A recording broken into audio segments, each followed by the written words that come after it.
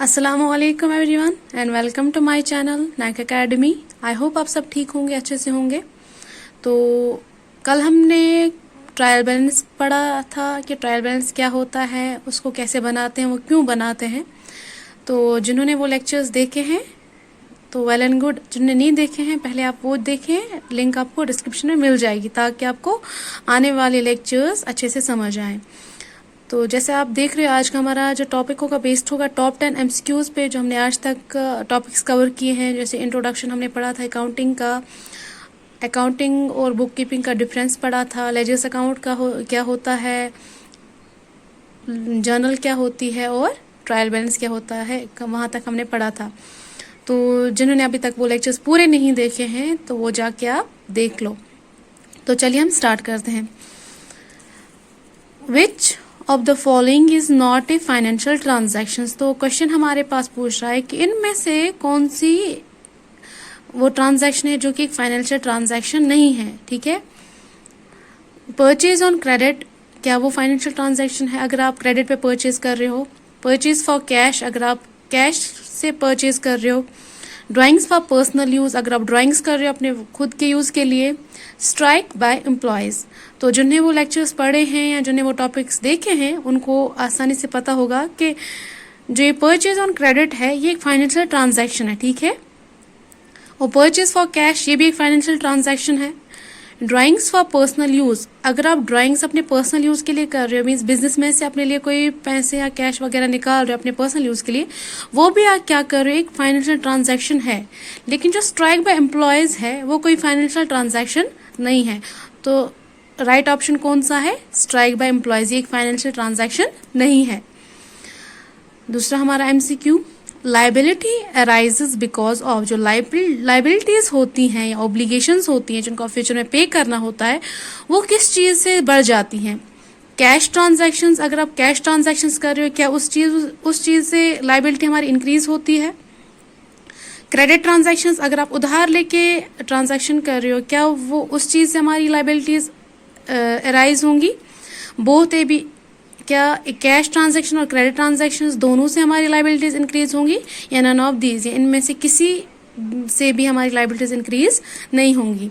तो अगर आप अच्छे से देखोगे जो कैश ट्रांजैक्शन है यहाँ पे आप कैश ट्रांजैक्शन कर रहे हो, ठीक है, यहाँ पे कोई लाइबिलिटी नहीं है कि आपको फ्यूचर में कुछ पे करना है। ठीक है, लेकिन जो आप क्रेडिट ट्रांजैक्शंस कर रहे हो ऑब्वियसली वो आपको एक ऑब्लिगेशन है जो कि आपके फ्यूचर में पे करनी है, तो उसी को आप क्या कहते हो, लाइबिलिटी कहते हो। तो जो लाइबिलिटी राइज होंगी वो किससे होंगी, क्रेडिट ट्रांजैक्शंस से। तो राइट ऑप्शन कौन सा है, credit transactions.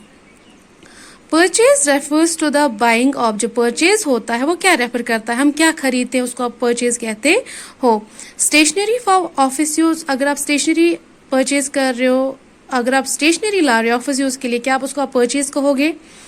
Assets of factory, अगर आप जो एसेट्स होते हैं फैक्ट्री के उनको आप क्या कहो, उसको आप परचेज कहोगे। गुड्स फॉर रीसेल, अगर आप जो जिस चीज का बिजनेस कर रहे हो, गुड्स का जो बिजनेस कर रहे हो आप, सेल के लिए आप गुड्स खरीद रहे हो क्या उसको आप परचेज कहते हो, ऑल ऑफ द अबव। तो इन सब को आप क्या कहोगे, परचेज कहोगे। तो हमें पता है, हमने पढ़े थे जो कुछ टर्म्स हमने डिस्कस की थी उसमें से एक परचेज भी था कि परचेज का क्या मतलब होता है, जब भी आप गुड्स अपने बिजनेस के लिए लाते हो, सेल के लिए लाते हो, उसी को आप क्या कहते हो, परचेज कहते हो। तो जब भी आप गुड्स बाय करते हो उसको आप क्या कहते हो, परचेज कहते हो। तो right option is goods for resale. Which of the following will cause owners equity increase, इनमें से कौन सी चीज होगी जिसकी वजह से ओनर की इक्विटी इंक्रीज होगी।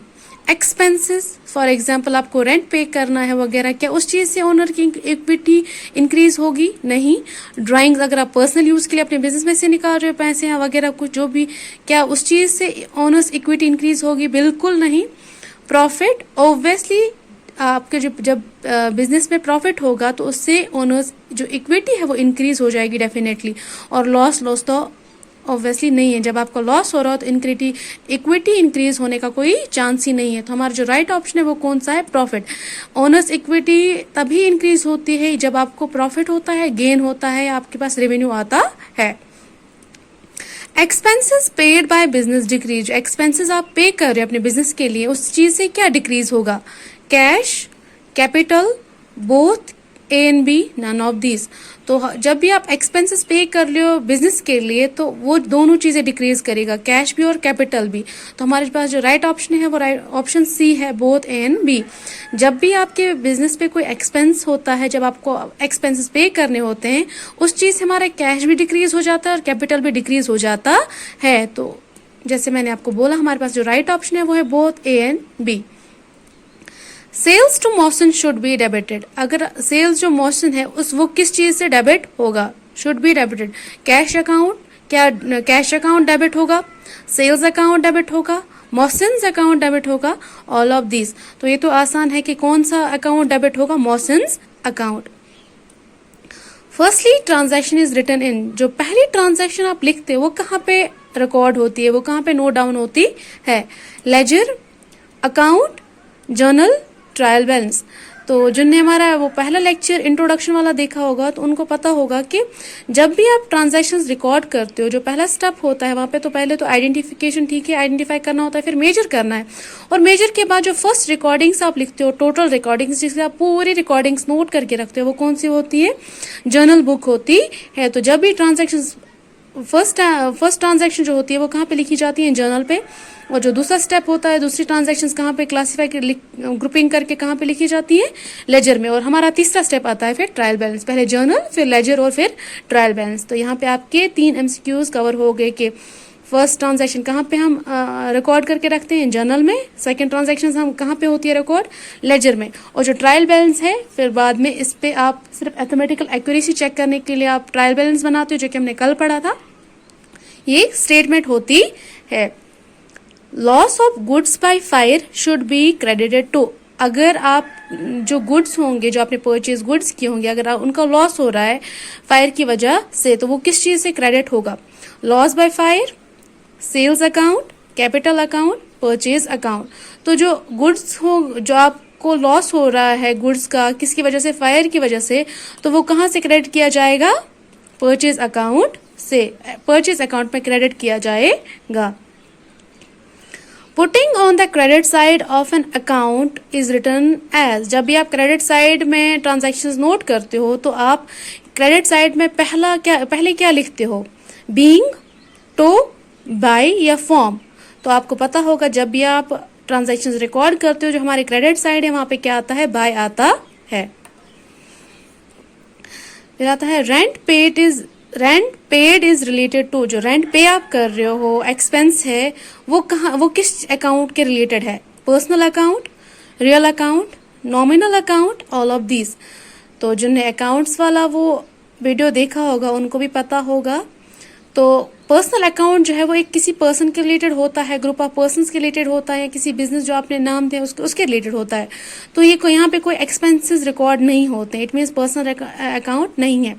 रियल अकाउंट में आप टेंजिबल और इनटेंजिबल एसेट्स की रिकॉर्डिंग्स करते हो, तो यहाँ पे तो बिल्कुल कोई एक्सपेंस नहीं आएगा। तो जो नॉमिनल अकाउंट है वहां पे आप एक्सपेंसेस, लॉसेस, गेन्स और प्रॉफिट्स रिकॉर्ड करते हो। तो हमारा जो रेंट है वो एक एक्सपेंस है, तो वो किसके रिलेटेड है? नॉमिनल अकाउंट के।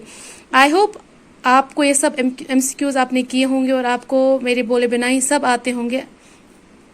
तो बेस्ट ऑफ लक आपके एग्जाम के लिए। और प्लीज अगर आपको वीडियो अच्छा लगा हो तो लाइक, शेयर और सब्सक्राइब करना ना भूलें। Thank you very much.